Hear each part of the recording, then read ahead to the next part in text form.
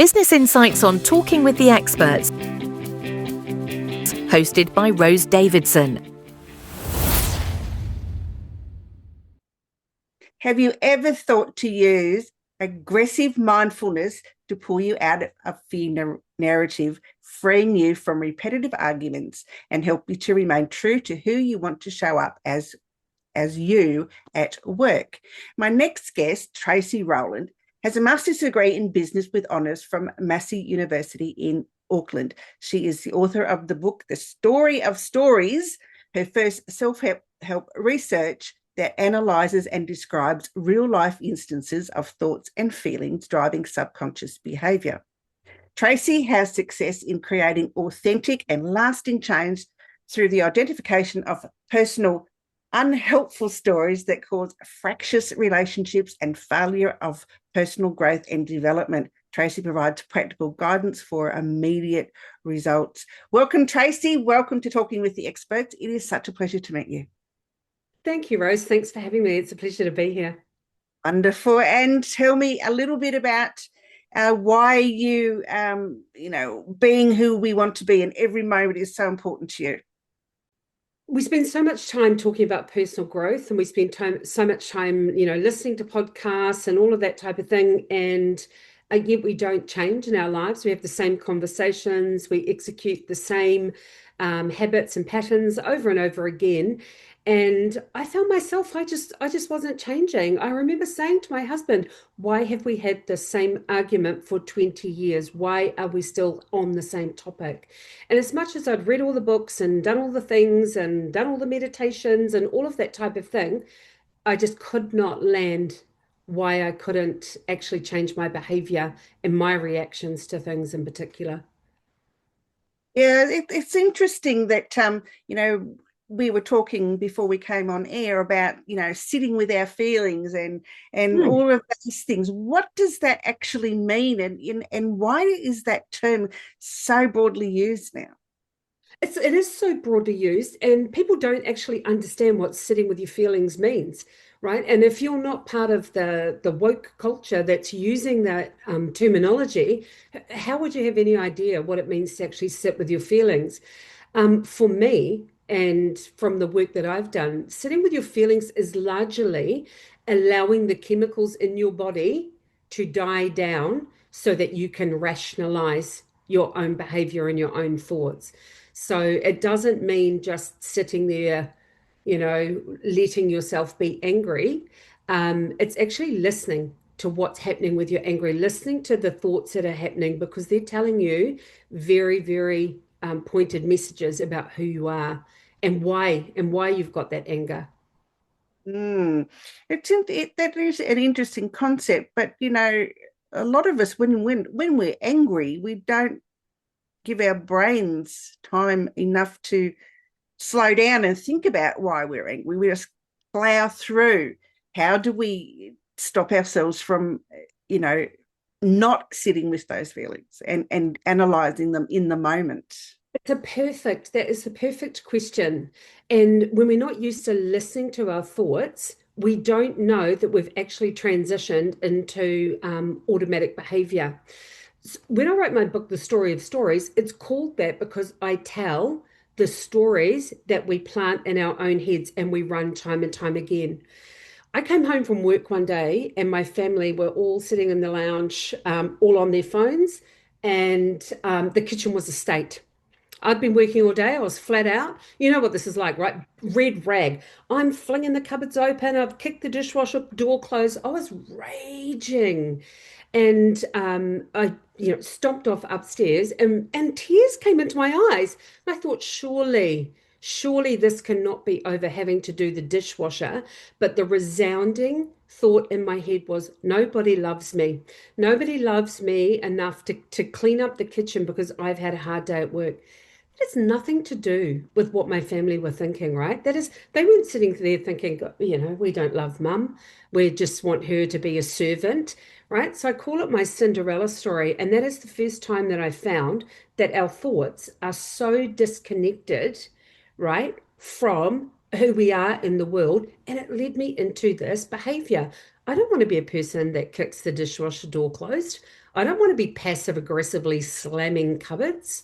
And once I understood that the thought process drove that sudden behavior, it really brought home some of the things that Bruce Lipton had been talking about all of these years about automatic behavior. And it is very difficult to stop that behavior on the fly when you're not used to stopping that behavior, because it's like shouting at a tape player. The subconscious program is already running. It's already off to the races, and you've got unless you practice, it's very difficult to stop that from playing out. Absolutely. I mean, I know before my husband went into aged care, into full-time aged care, sometimes the littlest things would bother me, Mm, and I'd get upset with him because of past behaviours, I guess, right. and because now he had no control over, he didn't think about stuff, and so I was still living in those old patterns and not thinking that his brain chemicals just weren't working. And so it was hard for me to sit with my feelings in that particular moment because I was wanting him to be an adult and not a child. And so Yeah. it was hard But for that would me. have triggered, I think for you, Rose, probably, and not to be a psychologist or psychiatrist, because that's not what I do at all. But what I've seen with that, and women in particular, I have what we call argument lists, right? You get home from an event, something has occurred at the event, and you're in an argument with your partner, and suddenly you have this massive list of everything that they've done wrong. And your mother wasn't nice to me last Christmas, and 4 years ago when we went to blah, blah, blah. And you've got this entire list. The reason you have that list, it's actually the same story, right? The same underlying theme is the minefield that your husband stepped onto that mine, right? And it blew over, and that's why you can recall it all. And they always say things to you like, "Well, do you keep a diary of all the things I've done wrong over the years?" Right? That's exactly why. It's because it's the same story. You've stepped on the story mine and blown all of those wide open at once. Absolutely. Now I get that. I get that. And in the workplace, it can be quite a challenge to, not be annoyed with a workmate or a team member or whatever. How do we actually recognize those subconscious stories and get over that? The workplace is a really interesting conversation to have right now because cancel culture is rife.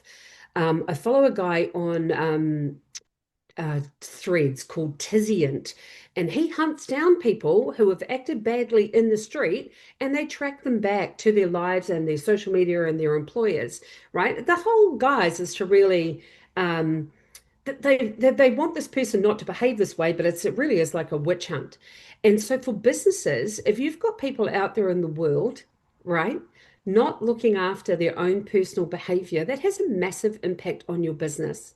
And if Mm. you've got people in meetings that are rolling their eyes at what you've said as a manager, or rolling their eyes at each other, or being competitive with each other, then they're in subconscious programming. They're not listening to the process and the steps. People will repeat the same mistakes over and over again. It's critically important now for businesses, that personal growth stuff that we do ourselves. Businesses isn't just about sending your staff to a customer service course anymore, right? It's not how you put on a nice voice and then things to say to deactivate and a customer that's escalating. You have to be able to ensure that you've got your best people at the front of your business, and if they are unable to manage subconscious behavior and their own narrative, their personal emotional responsibility, that's your business that's on the line, Mm. Yeah, especially in cancel culture like we have now. yeah, that's interesting. I think you're right. But how do we make sure that we have the right people on the front lines, and in the right positions? I mean, I know there's psychology tests and through the interview process and the onboarding process and all that, but sometimes You're never going to see it. no, sometimes you No. can't say, or there's a situation where it comes out, and Yes. they're not they're not meaning to be rude to a customer or a client, but it just comes out because of the other person's behavior. So how do we recognize these signs that we're on an automated response? When we ourselves are on automated responses, you know that you're doing these things because you start talking in a way that's in contravention to who you want to be, right? So when you start passive aggressive behaviors, if you see that your staff are eye rolling, right? You're looking around a table of people, they're rolling their eyes or they're turning away from each other when they're talking, right? You look at those, just those normal body language, you can see whether you've got underlying behavior that's occurring. And is it our responsibility as employers to manage our staff behavior? You know, I'd say no, but professional development now should not just be about making sure that you understand the new software as a service or the new AI that's coming out, but that you understand how personal emotional responsibility works for your staff. And that's the type of coaching, that's the type of leadership coaching and leadership development so that you're able to see that. And you can elicit really good conversations with your staff. But even finding out what's going on at home for them, it's not going to change who they are unless they're actually becoming highly aware of their thoughts and then any feelings that are building in their bodies. Yeah, and self-awareness is really important, isn't it? And if you Mm. aren't self-aware, then, sometimes I think that you can't make the changes that are necessary. Correct.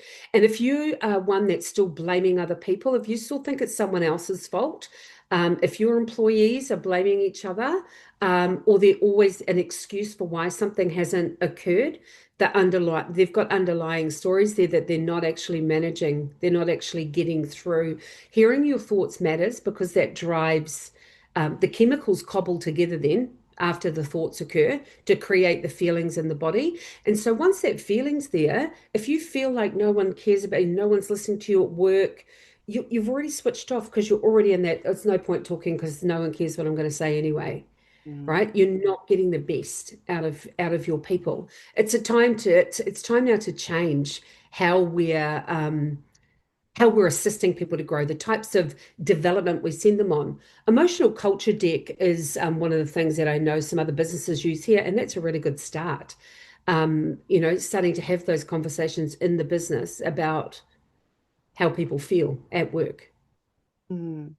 Yeah, and I think as good leaders, it's important that you ask your staff from time to time, or your team members from time to time, how they're Mm, feeling. When whether they're having troubles at home. I mean, not getting too personal, of course, but if, great. if Yeah. you notice that their behaviour at work is a little bit off and they're not their usual selves, most often it's something that's happened at home, or they may have had a near accident on the way to work, or something like that. And so it's important that you get onto the floor and not make lifelong buddies out of your teammates or staff members, Yes. but Yes. have interest in them outside of work, and things Absolutely. that could be happening to them. I think they're the things that leaders will make a good leader, but leaders that are leading today or they're more managing than leading, I think. Correct. Knowing how to optimize a team, it's a different world now, right? So we've got all of those experts telling us the different superfoods and different vitamins and minerals and things like that to optimize your health, right?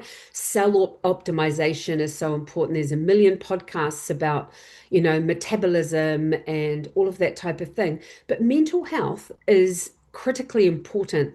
Mental health comes down to a person's ability to be able to rationalize thoughts that are going on in their heads and not allow them to become, programs. As parents, we're allowing those programs to embed in our children from a really young age. We tell them old beliefs from years gone by that we've grown up believing ourselves, and we embed those again. If you don't work hard, you don't get, all of those things that we embed, those belief systems, they build those stories. And our countries in particular, both Australia and New Zealand, are both very multicultural. We've got people from all sorts of cultures with all sorts of belief systems that can be a hindrance in the workplace. So working with those people and their belief systems and allowing them to be who they are at work is so important. Oh, absolutely. No, I 100% agree with that. I think, and we can all learn from each other. Correct. different cultures have different belief systems, and the way they do things, sometimes, we may not agree with, but there can be benefit to looking and accepting that other people behave differently depending on what culture they are. I mean, I know when I used to Absolutely. the Australian Customs Service before they became Border Force, one of our trainings was culture, and we had to, especially Aboriginal culture, which was really important, that we had to make sure that we were treating them in a way that they understood, not the way that we understood. And Correct. and so that happens when we deal with all other cultures, that we have to deal with them the way that they understand being dealt with, rather than our preconceived ideas of them, or the way the white culture, believes things should be done. Correct. The way that, emotional responsibility comes about, though, is building on that awareness of each other, and then understanding in ourselves the belief systems that each of us have been brought up with, and dismantling some of those, unpacking some of those stories.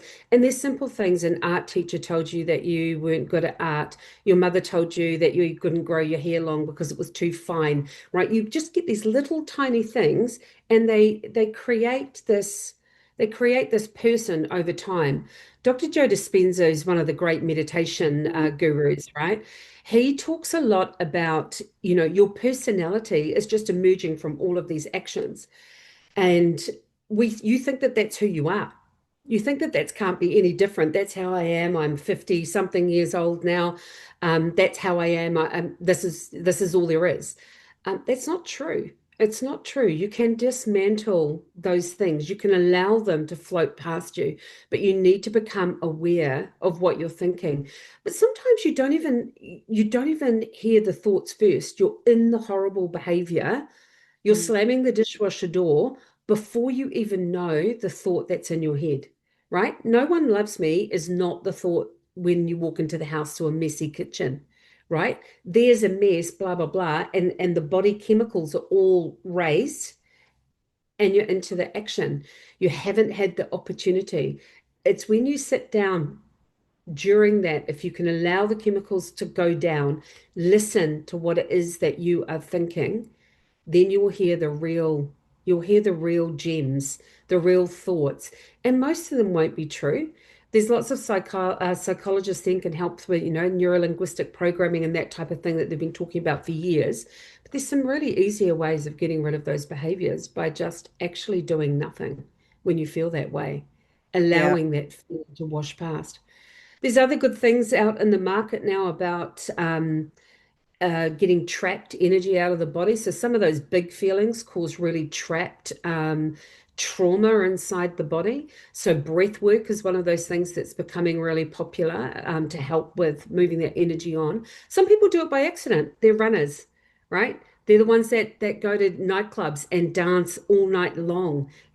Some of those friends that they just use all that energy the whole time. That moves energy through the body and gives you a really good opportunity to help move some of that stuck energy out of Mm. your system. Yeah, absolutely. Yeah, and I think, uh, not so much exercise as in exercise, but just moving Mm, the body around, and dancing for no reason, correct. brings up those really good feel hormones, and, makes you feel great anyway. So gets rid of some of those negative thoughts and dialogues that we say to ourselves. Yeah.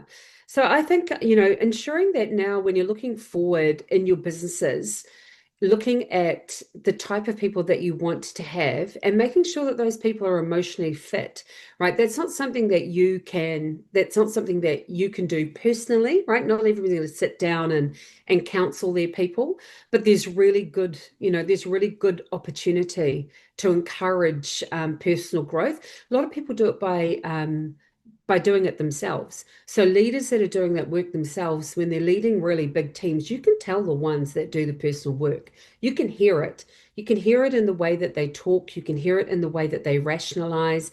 You can hear it in the way that they take time in a meeting to consider things, right? That they don't fly off the handle. They don't have emotional outbursts. And they're the people you can see have started to really consider, their emotional profile and their mental health. Yes, absolutely. And mental health, as you stated before, is so important. I think it hasn't been taken into account as often as it should be, because, people have baggage that they've brought along with them for whatever reason. And, people do have down days, and it needs to be taken into account when you're in the workplace. I think, there's often a reason that someone is not behaving as they would normally. Absolutely. Absolutely. Look, I want to change the world, Rose. I want to get out there and help each individual person. If I could go around to each person's house and sit there and listen to their stories and listen to their behavior and listen to their the things that they tell themselves and help them to start to disarm some of those things, to take away some of those landmines. My life is so completely different. It's very rare that my husband could step on a mine now. Don't get me wrong, there's still mines there, right? But they don't come with a 25-point list of everything that he's done over a 20-year period anymore. There may be a few topical things, but then, it's peeling the onion, right? And understanding that, not all triggers go at once. Yeah. But it is a time for emotional responsibility. Cancel culture is rife. And no one wants to be outed for bad behavior. No one wakes up in the morning hoping that they're going to be ill behaved, or unhappy, even just being in an unhappiness spiral, even having shower arguments with yourself. You think, oh, she said this to me, I could have said that, and blah, blah, blah. You go over it in your head. That doesn't need to occur. No. And once you break that process, those thoughts just don't present themselves to you anymore. It's not something that you vigilantly have to stand on every single day for your whole life. Once you break some of those processes and break some of those thought processes, those thoughts just never occur to you again. New thoughts come, thoughts that are creative, thoughts that that are propelling you forward rather than ones that are, a downward spiral. Absolutely. If you want to find out more about Tracey or work with Tracey, you can find her on LinkedIn, on Instagram, and at tracyrowland.com. And did you have something you wanted to promote today, Tracey? It's very difficult. I'm doing a lot of things at the moment. My book, The Story of Stories, is on Amazon, and helping you to unpack this for yourself. If you want to get in touch with me via any of those media that you have spoken about, I like to do corporate days. I have a really good half-day workshop for people, personal and in person. So I'm running some more workshops, and I'd like to start some more retreats for actual couples.